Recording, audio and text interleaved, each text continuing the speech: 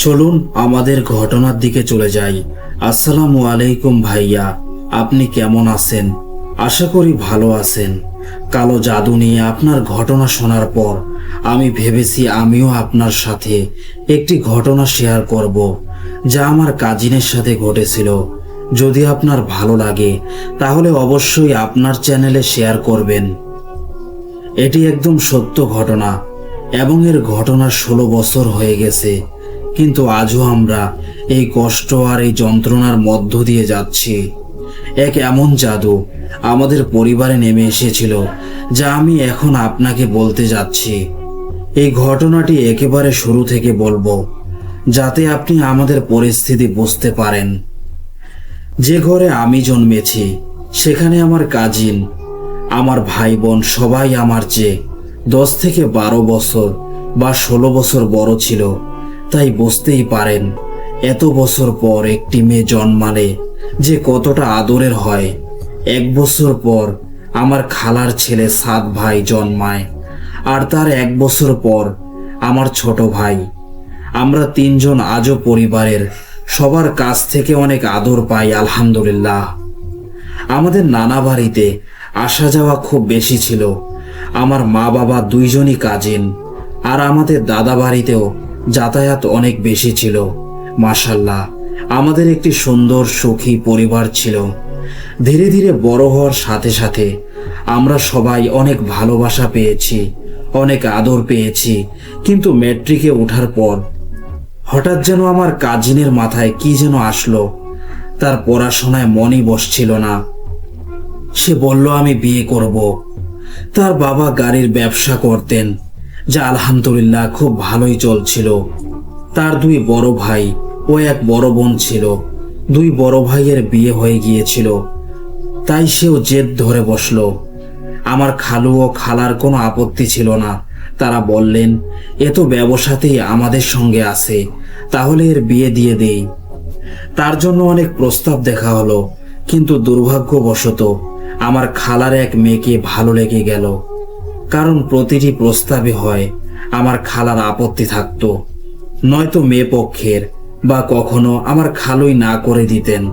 শেষমেশ এমন হলো যে দূরের পরিচিত একটি মেয়েকে, যাকে তারা আগে থেকেই চিনতেন, আমার খালার পছন্দ হয়ে গেল।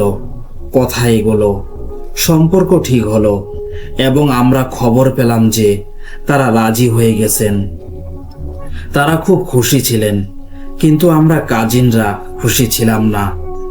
আমি আমার সমবয়সী কাজিনদের বললাম, কেন জানি আমার কোনো আনন্দ হচ্ছে না।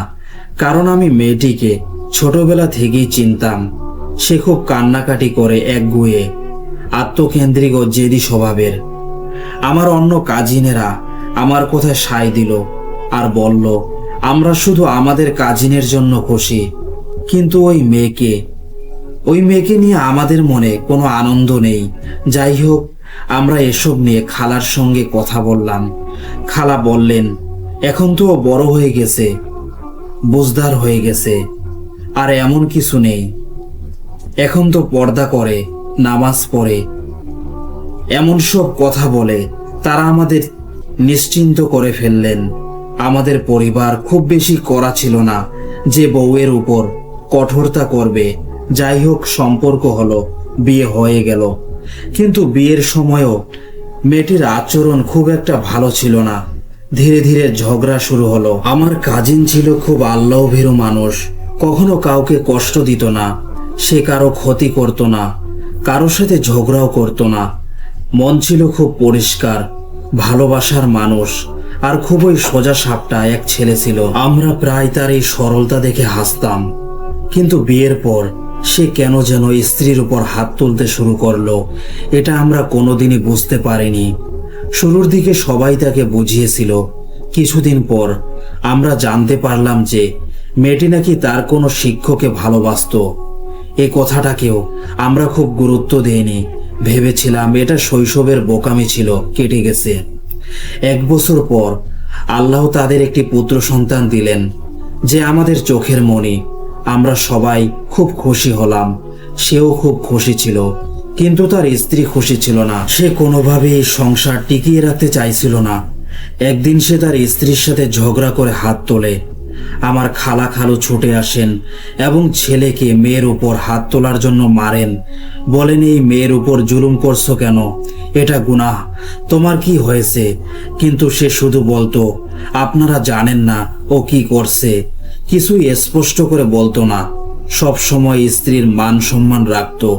এভাবেই দিন চলতে থাকে। তার ছেলে 3 বছরে পা দিল, আর হঠাৎ তার স্ত্রী আবার আগের মতো ঝগড়া শুরু করে।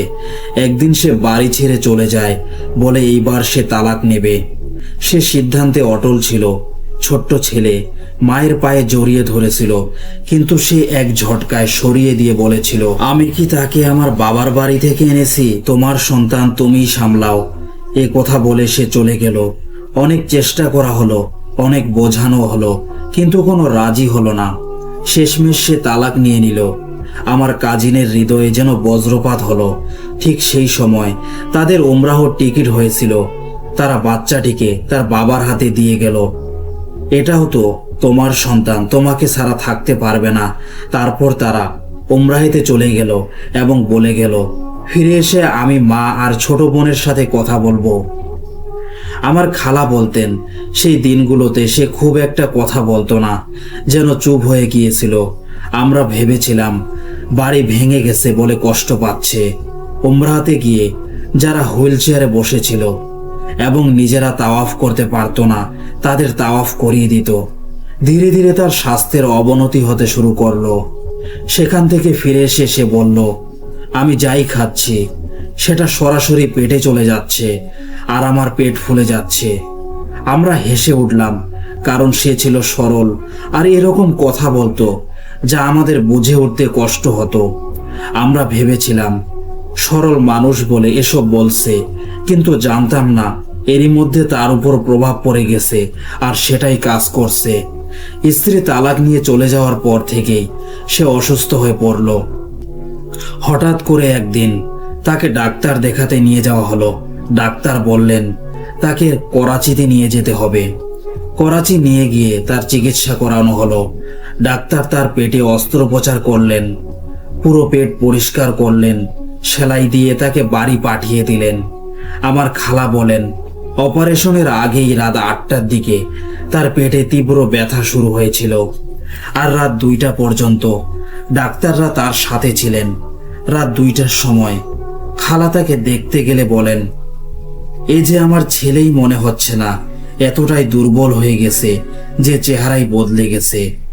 তবুও তার মুখে এক ধরনের নূর ছিল, কারণ সে উমরা করে এসেছিল। আমরা প্রতিদিন তাকে দেখতে যেতাম। পুরো পরিবারই চিন্তায় ছিল এর কি হলো। কারো পরামর্শে তাকে রুহানি চিকিৎসার জন্য অনেক জায়গায় নিয়ে যাওয়া হলো। সবাই একই কথা বলল, এর উপর খুব শক্ত কালো জাদু করা হয়েছে, আর জাদুর বস্তু এখনো কাছেই আছে। এটা খুঁজে বের করে আনতে হবে। আমরা সবাই মিলে অনেক খুঁজলাম, কিন্তু ঘরে কিছুই পাওয়া গেল না। একদিন আমার মা বারান্দায় নামাজ পড়ছিলেন। নামাজ শেষে দোয়া করতে করতে হঠাৎ তার নজর পড়ল সিঁড়ির নিচে, যে সিঁড়ি দিয়ে উপরে ওঠা হয়। মা বললেন, তোমরা তো পুরো বাড়ি তন্ন তন্ন করে খুঁজেছো, শুধু বেসমেন্ট আর সিঁড়ির নিচে দেখা হয়নি। সেখান থেকে একটি ছোট কাঠের তক্তা পাওয়া গেল। সেটি সিঁড়ির নিচের পেছনের দেওয়ালে গর্ত করে ভিতরে ঢুকিয়ে রাখা হয়েছিল। ওটা বের করে আলিম সাহেবকে দেখানো হলো। সেটা কোনো জন্তুর বড় কিছু। তখনই মনে পড়ল ডাক্তার বলেছিলেন তার অন্ত্রে কিছু ছিদ্র হয়ে গেছে, যার কারণে সংক্রমণ পুরো শরীরে ছড়িয়ে পড়েছে এবং তা ভীষণ ক্ষতি করেছে। আমরা অনেক দেরিতে বুঝতে পেরেছিলাম, আর এখন সেই বিষ ছড়িয়ে পড়ছিল এবং অসুখটি ক্যান্সারের রূপ নিচ্ছিল। এর কোনো চিকিৎসা তখন আমাদের চোখে পড়ছিল না, আলিম সাহেবের কাছেও না। আমাদের বলা হলো এটাকে কোনো নির্জন স্থানে ফেলে দিতে, যেন পশুরা খেয়ে ফেলে। কিন্তু আশ্চর্যের ব্যাপার, পশুরা সেটি খেলো না। পরের দিন আলিম সাহেব বললেন, এটাকে আবার নিয়ে আসো। আমরা গিয়ে দেখি যেমনটি ফেলে গিয়েছিলাম তেমনটাই আছে। না কোনো পশু খেয়েছে, না এর ওপর একটি পিঁপড়াও আছে। বোঝা গেল এ কোনো প্রাণীর কোনো কিছু হবে। যাই হোক, সেটি নিয়ে এসে তার উপর আমল করা হলো।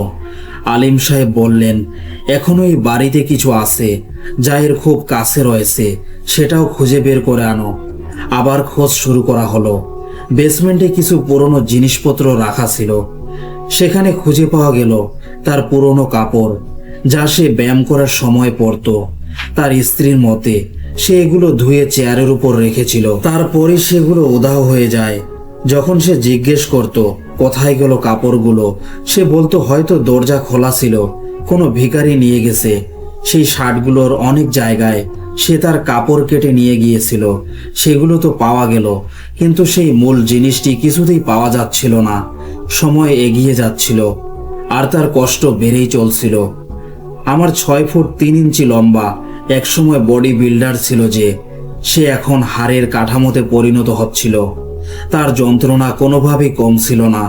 তবু সে নামাজ পড়তো, আল্লাহকে স্মরণ করে বলতো, ইয়া আল্লাহ, এই ব্যথা আর সেই কথা আর কষ্ট আমি মরেও ভুলবো না।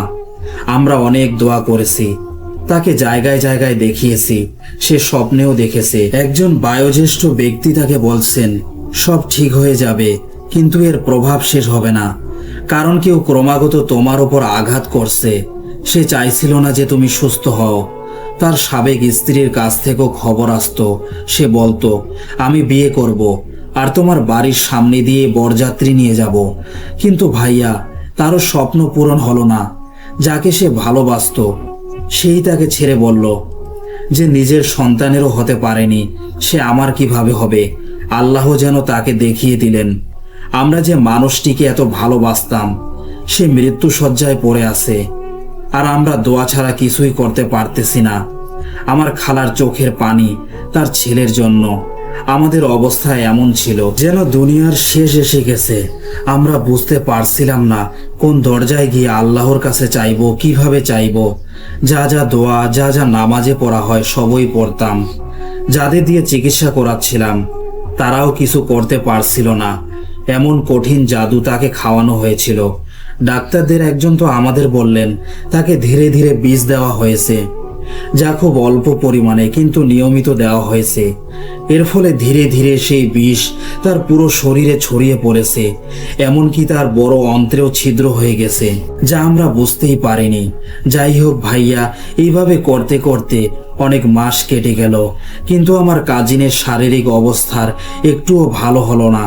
ডাক্তাররা বলতেন খেয়াল রাখবেন যেন কাশি না আসে, কিন্তু প্রতি বুধবার ও শুক্রবার মাঝের রাতে তার কাশির প্রবল দমক উঠত। বুঝতে পারছিলাম না এত সাবধানতার পরও কেন তার অবস্থা ক্রমেই খারাপ হচ্ছে। এভাবেই ধীরে ধীরে 6 মাস কেটে গেল, আর আমরা তাকে বাঁচাতে পারলাম না। একদিন সে আমাদের ছেড়ে চলে গেল। তারও প্রায় 1 সপ্তাহ আগে আমার মা বলেছিলেন তিনি খুব অস্থির বোধ করছিলেন, মনে হচ্ছিল কিছু একটা হতে চলেছে, কিন্তু তবুও দোয়া করা তিনি বন্ধ করেননি। মা বলেন মৃত্যুর প্রায় 1 সপ্তাহ বা 10 দিন আগে তিনি বসে তাকে আদর করছিলেন। হঠাৎ তার চোখ পড়ে তার বাহুর দিকে। সেখানে বাঁধা ছিল ইমাম জামান, যা সাধারণত সুরক্ষার জন্য বাঁধা হয়। যখন তিনি সেটি খুললেন, ভিতরে ছিল চামড়ার একটি ছোট প্যাকেট সেলাই করা। দেখতে স্বাভাবিক মনে হলেও সেলাই খোলার পর এর ভেতরে পাওয়া গেল মূল বস্তু তাবিজ। যে এই কাজটি করেছে সে জানতো বা আন্দাজ করেছিল যে তার হাতে ইমাম জামান বাঁধা হবে এবং কেউ সন্দেহ করবে না। এটাই সেই মূল জিনিস যা ওলামারা বলেছিলেন যে বস্তুটি তার খুব কাছেই রয়েছে, কিন্তু আমরা এতদিন খুঁজে পাইনি। তার উপর লেখা ছিল তার নাম এবং সূর্যের মতো 6টি দিক আঁকা ছিল। 6 মাসের মধ্যেই এটি গলে সম্পূর্ণ শেষ হয়ে গিয়েছিল। যখন আমরা আলেম সাহেবকে সেই তাবিজ দেখালাম, তিনি বললেন এটি তার কাজ সম্পূর্ণ করেছে, এটি শেষ মাস, আর এখন যে কোনো কিছু ঘটতে পারে। সেদিন রাত আমাদের ওপর যেন কিয়ামত নেমে এলো।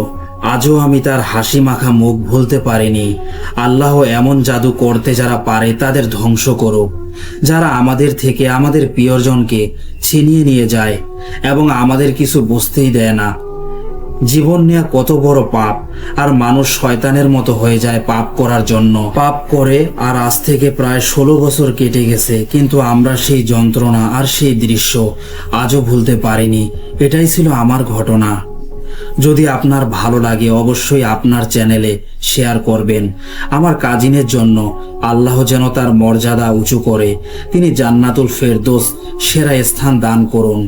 আল্লাহ তাআলা এমন মানুষদের সঠিক পথ দেখান যারা অন্যদের ওপর কালো জাদু করিয়ে বসে। আমি আশা করি এই ঘটনা আপনার কাছে শুধু একটি ঘটনা নয়, একটি শিক্ষা হয়ে যাবে তাদের জন্য যারা এমন কাজের সঙ্গে জড়িত অথবা ভাবছেন এমন কিছু করার কথা। এখন আমি একটি নতুন ঘটনায় চলে আসছি। আসসালামু আলাইকুম ভাইয়া, আপনি কেমন আছেন? আশা করি আপনি ভালো আছেন। আমি আপনার ঘটনাগুলো খুব ভালোবাসি, কিন্তু এখন অনেক কম দেখতে পারি, কারণ আমার মা আমাকে অনেক ডাকাডাকি করেন, বলেন আমি এসব ঘটনা শুনে আবার কোনো বিপদে পড়ব। আমি আপনার সাথে একটি ঘটনা শেয়ার করতে চাইছিলাম যা আমার গ্রামের কাছে ঘটেছিল। আমি কোনো কারণে নিজের নাম বা গ্রামের নাম শেয়ার করতে পারছি না। এটি ঘটেছিল প্রায় 6 বছর আগে। আমি তখন কলেজে পড়তাম। আমার ভ্যানে এক ছেলে উঠেছিল, আমাদের গ্রামের পাশের একটি ছেলে, নামটা আমি জানি না। সে পুরো বছর আমার সঙ্গে যাতায়াত করত, কখনো কখনো আমার বন্ধুরাও ছিল। সে সেই ছেলেদের কিছু কথা বলতো যারা টিউশনে পড়তে আসতো, এবং সেই ছেলেরা ভ্যানে উঠত। সে তাদের সাথে কিছু কথা বলতো। আমার আর তার সম্পর্কে কিছু ভুল বোঝাবুঝি। আমরা যখন কথা বলতাম, একে অপরকে উপহার দিতাম, তখন ওই ছেলে আমার বান্ধবীকে গিয়ে বলল। পরের দিন সে খুব রেগে আমার কাছে এলো, বলল তুমি এমন কাজ করছো। আমি শুনে অবাক হয়ে গেলাম। বললাম আমি তো তাকে চিনি না, নামটাও জানি না।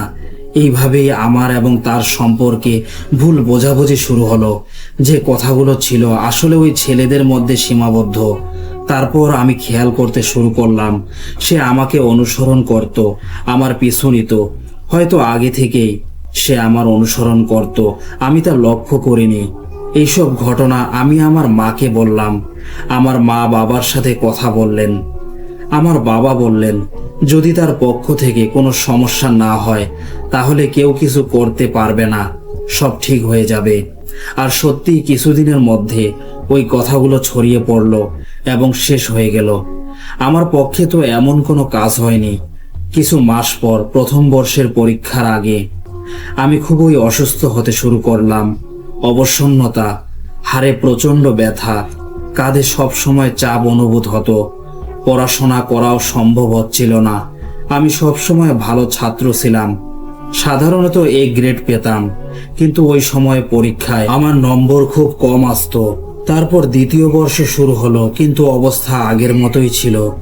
দুটি ডাক্তারকে দেখালাম, রিপোর্ট করালাম, অনেক পরীক্ষা করালাম, তবুও ডাক্তাররা বলছিলেন তোমার টাইফয়েড হয়েছে, তার চিকিৎসা করাও। প্রায় 1 বছর ধরে চিকিৎসা চলল, কিন্তু আরাম পেলাম না। আমার অবস্থা অপরিবর্তিত ছিল। একদিন মা বললেন তোমার কাঁধে ব্যথা হয়, হয়তো তোমার উপর কোনো ছায়া। বা আমরা তখন অনেককে খুঁজে বের করছিলাম যারা জিন, জাদু বা রুহানি চিকিৎসার কাজ জানে। অনেকের কাছে গিয়েছিলাম। কেউ বলল তোমার উপর তাবিজ পরানো হয়েছে, আবার কেউ বলল তোমার উপর ছায়া লেগেছে। এই পুরো সময় সেই জাদুর প্রভাব ধীরে ধীরে আমার উপর প্রকাশ পেতে শুরু করেছিল। একদিন এমন হলো, আমি ফজরের নামাজ পড়ে ঘুমিয়ে পড়ি। আমার একটা খারাপ অভ্যাস ছিল, ফজরের নামাজ পড়ে আমি আবার ঘুমিয়ে যেতাম, কারণ আমি অসুস্থ ছিলাম। দ্বিতীয় বর্ষের পর আমি 1 বছর পড়াশোনা ছেড়ে দিয়েছিলাম। একদিন বাড়িতে ছিলাম, আমি বিছানায় শুয়েছিলাম আর মা রান্নাঘরে নাস্তা বানাচ্ছিলেন। আমি গভীর ঘুমে ছিলাম। হঠাৎ মনে হলো ঘরের দরজা খোলা হয়েছে, কেউ ভিতরে ঢুকেছে আর চলার শব্দ হলো। আমি ভেবেছিলাম মা এসেছে আমাকে ঘুম থেকে ওঠানোর জন্য। আমার পাশের বালিশ ছিল, সে বালিশ থেকে আমার রেজাই তুলে নিয়ে পুরো শরীর দিয়ে ঢেকে আমাকে ঘুম থেকে উঠিয়ে ঘর জুড়ে ঘোরাচ্ছিল।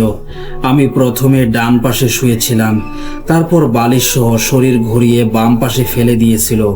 পরে যখন আমি বোধ করলাম, দেখলাম আমি ঠিক বিছানার ওপরেই পড়ে আছি। আমি ভীষণ ভয় পেয়ে দৌড়ে ঘর থেকে বেরিয়ে মাকে জিজ্ঞাসা করলাম, মা আপনি কি এসেছেন? সে বলল না, আমি এখানে ছিলাম না। আমি তখন পুরো ঘটনাটা তাকে বললাম। তারপর আমরা আরেকজন রুহানি চিকিৎসার কাছে গিয়েছিলাম। সে বলল তোমার ওপর এই ধরনের জিনিস রয়েছে। সে আমাকে বলল রাতের অন্ধকারে গোশ এক ধরনের তাবিজ ফেলতে। আমরা সেই কাজও করেছিলাম। যেমন আমি আগে বলেছিলাম, আমি ফজরের নামাজ পড়ার পর ঘুমিয়ে যেতাম। সেই সময় আমার শরীর প্যারালাইজড হয়ে যেত। ঘুমের মধ্যে আমি অনুভব করতাম কেউ আমার কাছে আসছে। যখনই আমি এই অনুভূতি পেতাম, তখনই আমার শরীর পুরো বন্ধ হয়ে যেত। আমার শুধু জিভ চলতো, শরীরের অন্য কোনো অংশ চলতো না। আমি 4-5 বার আয়াতুল কুরসি পড়তাম এবং কয়েক মিনিট ধরে চোখ বন্ধ করে ধীরে ধীরে শ্বাস নিতাম, মুখটা শটান করে বাঁকিয়ে রেখে। তারপর ধীরে ধীরে সেই জিন আমার থেকে সরে যেত। শুরুতে আমি খুব ভয় পেতাম, কিন্তু সময়ের সাথে সাথে অভ্যস্ত হয়ে গেলাম। আমরা বারবার তাদের কাছে যেতাম, মানে আলেমের কাছে যেতাম, যেমন জাদু বা নেকড়ে থেকে মুক্তির জন্য। এর মানে এই না যে আমি নামাজ পড়তাম না, আমি নামাজও পড়তাম। প্রথমে যখন আমি একা থাকতাম, তখন এই জিন আমার ওপর দাপট দেখাতো। তারপর ধীরে ধীরে পরিবারের কাছেই ঘুমাতে শুরু করলাম, কিন্তু তাদের পাশেও আমি ঘুমানোর সময় এই সমস্যা হতো। গ্রীষ্মকালে আমরা ছাদে ঘুমাতাম, তখন আমার মনে হতো কেউ আমার রজাইয়ের নিচ দিয়ে আমার কাছে আঙ্গুল দিচ্ছে। অনেকদিন এই ঘটনা চলতে থাকে। তারপর কেউ আমাদের বলল, তোমরা আলেমদের কাছে যাওয়া বন্ধ করো, কারণ এতে জিনগুলো আরো শক্তিশালী হয়ে ওঠে। আমরা তাই করলাম আর ওদের কাছে যাওয়া বন্ধ করে দিলাম। তবু মাঝে মাঝে আমার শরীর প্যারালাইজড হয়ে যেত আর আমি অসুস্থ থেকেও গেলাম। আমরা যখন আলেমদের কাছে যাওয়া বন্ধ করলাম, তখন ধীরে ধীরে ওই সমস্যাগুলো কমতে শুরু হলো। তবু আমি অসুস্থ ছিলাম, মনে হতো আমার শরীরে সুই কুঁজে দেওয়া হয়েছে, আমার মাথায় যেন রগ ছিঁড়ে যাচ্ছে। আর আমার ওপর ওই জিনের প্রভাব খুব খারাপ ছিল। প্রায় 2022 সালের শেষের দিকে আমি অনলাইনে কাজ শুরু করলাম। লাহোরে একজন ব্যক্তি ছিলেন যিনি খ্রিস্টান ছিলেন। কাজের সুবাদে তাদের সঙ্গে আমার যোগাযোগ হলো। আমি তাদেরকে এই বিষয়টি জানালাম যে আমার এই সমস্যাগুলো আছে। তারা আমার হাত দেখে নিত। তারা বলল, আমাকে তোমার হাতের ছবি পাঠাও। আমি তাদের হাতে আমার হাতের ছবি পাঠালাম। আমি ছবি পাঠিয়েছিলাম। তারা আমাকে বলল, তোমার ওপর 2 দফা কালো জাদু হয়েছে। আমি জিজ্ঞেস করলাম কারা করেছে। তারা কিছু বলতে পারেনি, কিন্তু আমি জোর করে অনেক জিজ্ঞেস করলাম। তারা কিছু ইঙ্গিত দিল, যার ফলে বুঝতে পারলাম যে ছেলেটি কলেজে ছিল তিনি আমার ওপর জাদু করিয়েছে। তাদের থেকে আমি জানতে পারলাম প্রথমে সে হালকা জাদু করিয়েছিল, কিন্তু কাজ না হওয়ায় পরে সে 2 বার করে আরো শক্তিশালী জাদু করিয়েছিল। তারা বলে, যদি তুমি এটা না ভাঙো, তবে ধীরে ধীরে এই জাদু পুরো জীবনে তোমার সঙ্গে থেকে যাবে। জাদু কারা করেছে সেটাও তারা জানতো। তারা একই খ্রিস্টান সম্প্রদায়ের ছিল। তারা আমার ব্যাপারে সবকিছু জানতো।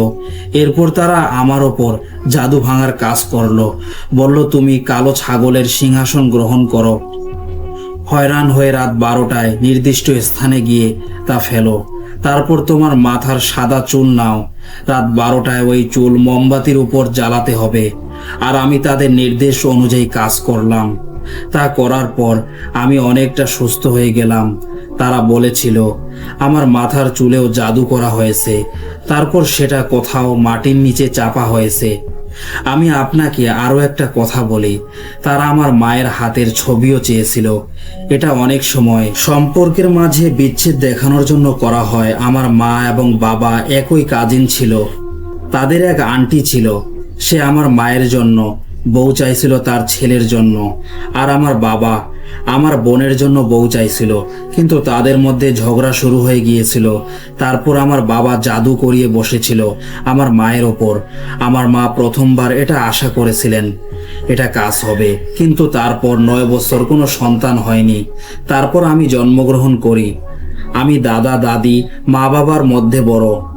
তারপর একটা সময় পর সেই কাজ বন্ধ করে দেয় এবং মায়ের ওপরও খুব একটা প্রভাব পড়েনি।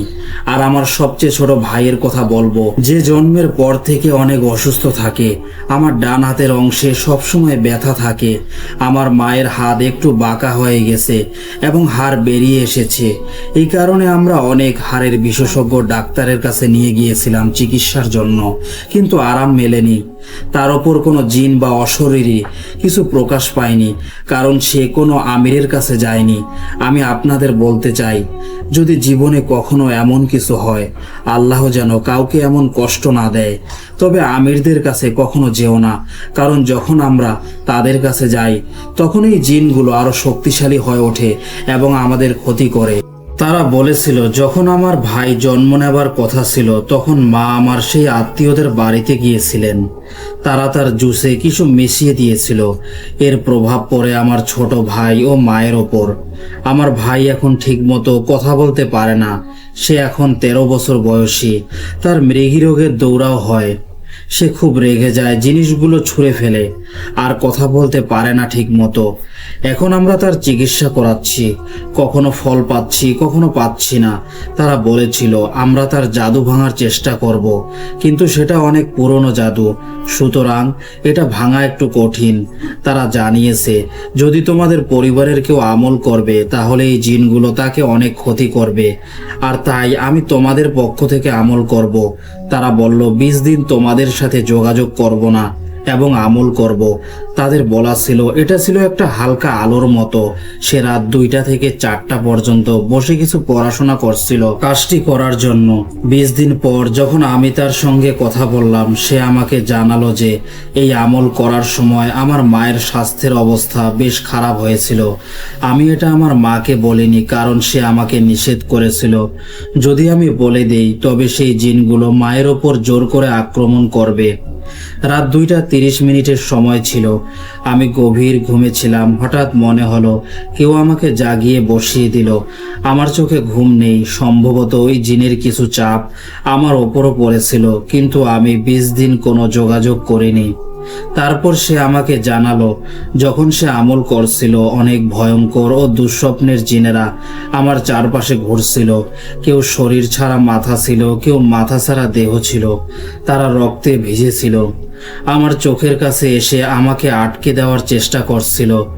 সে একটি অদ্ভুত রূপ বর্ণনা করলো। তার পা নেই এবং কোমর থেকে 6 থেকে 7টি বাহু বের হয়েছে, রক্তের লাল পাত, এবং তারা আমার চারপাশে ঘোরাফেরা করছিল। কিন্তু আমি ধারাবাহিকভাবে আমার আমল চালিয়ে গিয়েছিলাম। তারা আমাদের অনেক সাহায্য করেছিল এবং আমার মায়ের হাতের ব্যথাও ভালো হয়ে গিয়েছিল, আলহামদুলিল্লাহ। এরপর থেকে আমার আর এমন কোনো সমস্যা হয়নি। এটাই ছিল আমার ছোট্ট ঘটনা। যদি আপনাদের ভালো লাগে তাহলে আপনারা অবশ্যই আমার চ্যানেলে শেয়ার করবেন। অনেক ধন্যবাদ আমার ঘটনা শেয়ার করার জন্য। আশা করি আজকের ঘটনাগুলো আপনাদের ভালো লেগেছে। ঘটনা পছন্দ হলে ভিডিওটি লাইক করতে ভুলবেন না। আর যদি আমার চ্যানেলে নতুন হন তাহলে চ্যানেলটি সাবস্ক্রাইব করে বেল আইকনটি চাপিয়ে নোটিফিকেশন চালু করে দিন। এতে করে আপনি ভূত এফএম ঘটনার পরিবারের অন্তর্ভুক্ত হবেন। আর যদি এখনো আমার ব্ল্যাক ম্যাজিক সংক্রান্ত ঘটনা না দেখেন বা না শোনেন তো এটা শুনে নিন। আর যদি ট্রাক ড্রাইভারের ঘটনাও না শুনেন তাহলে সেটাও শুনুন। 2 গল্পই আমার পক্ষ থেকে রিকমেন্ড করা, অবশ্যই শুনবেন। নিজের খুব খেয়াল রাখবেন, দোয়ায় আমাকে মনে রাখবেন। আল্লাহ তাআলা যদি সহায় হন তাহলে পরবর্তী ঘটনা নিয়ে আসব। আজকের মতো এখানেই শেষ। পরবর্তী ঘটনার জন্য অপেক্ষা করুন।